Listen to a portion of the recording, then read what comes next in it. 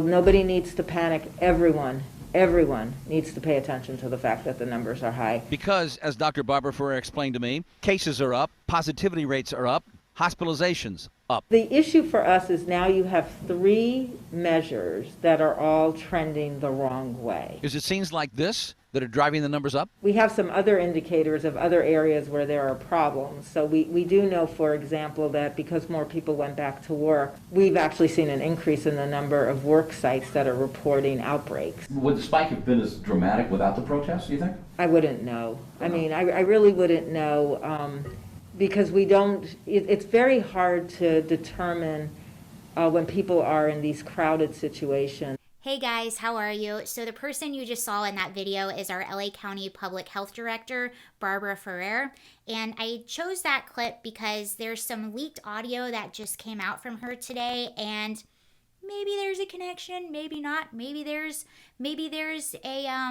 a few things that don't seem quite right. Maybe not. Maybe it's not a big deal. But let's backtrack a little bit. So LA County, when the pandemic started happening, we were doing really, really well. All of California was doing really well for a long time.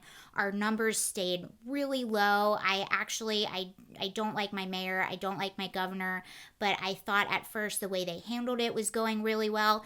And then all of a sudden, the death of George Floyd happened, and we started seeing massive protests.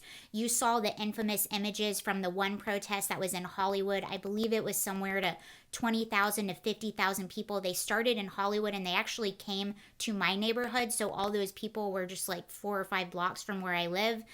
Here's an image of that if you don't remember.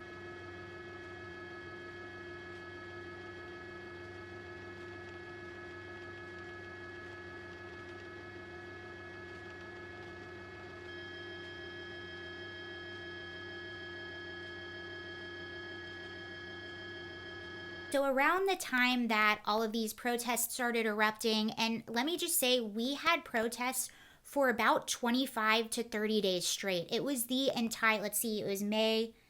It was the entire month of June we had protests, and they were all around my house, and people, some were wearing masks, some weren't, definitely not social distancing. I mean, there were people everywhere.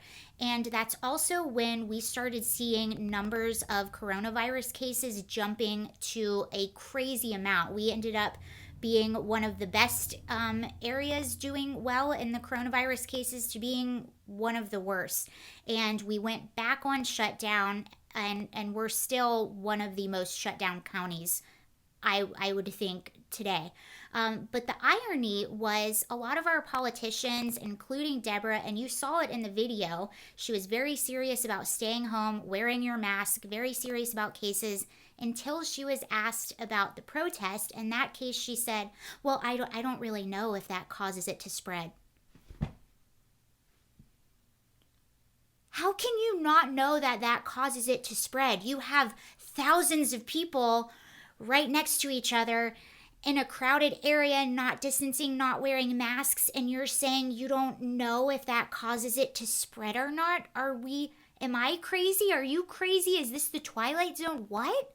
But that's what all of our politicians here in LA have been doing since all of this happens. They refuse. I think she finally admitted that that might have had something to do with the increase in cases that we saw, but it was never clear. So I wanted to show you that because now we're going to go in to the leaked audio. I can't play the audio for you.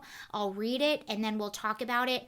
I'm also going to put a link down below if you want to listen to the full segment of the radio show in which they played the audio. So this audio came from a radio station, is it KFI? KFI, the John and Ken show. And they received the audio, they played it, and they even had a lot of speculation. This is not a political show.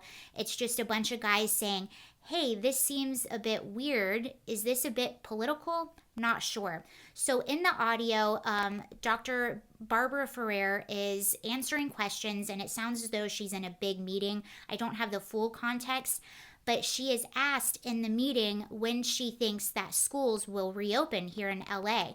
And keep in mind, all of our schools are shut down right now. So this is what she said. So she's asked this question, and then she goes on to say, we don't realistically anticipate that we would be moving to either Tier 2 or opening K through 12 schools at least until after the election. In the full audio clip, she actually brings up the election date 2 times, not just 1 time, but 2. And then I'll read you a little bit more of this article. And keep in mind, again, this radio show is not a political show. These are just normal guys. So this article this is from Fox News talking about the show. Her comments led the California radio show host who obtained the recording to speculate about why she chose to use the general election instead of some other day like Halloween as a target date, and whether the county health department and schools were trying to manipulate public opinion in favor of the Democrats. So that's what these radio shows, or that's what the host on this radio show said. They're having the conversation and they're putting all the pieces together. And they even brought up the fact that she refused to say for a while that the protest had anything to do with the increase in COVID numbers. And they were thinking, like, it just doesn't make any sense when they put everything together. Why would she use that date? So let me know your thoughts on all of this. You kind of already know mine. I think it's pretty cut and dry. It's the level of hypocrisy is just pretty outrageous if you ask me. I live right in the middle of it. I've seen it with my own eyes, and then I see what the politicians say on TV. So let me know what you think of this. Again, the link to the full, it's an 8-minute segment on the radio show. So just click the link if you want to hear the entire radio show. It's pretty interesting. Thank you for watching, guys. Have a great day. Bye.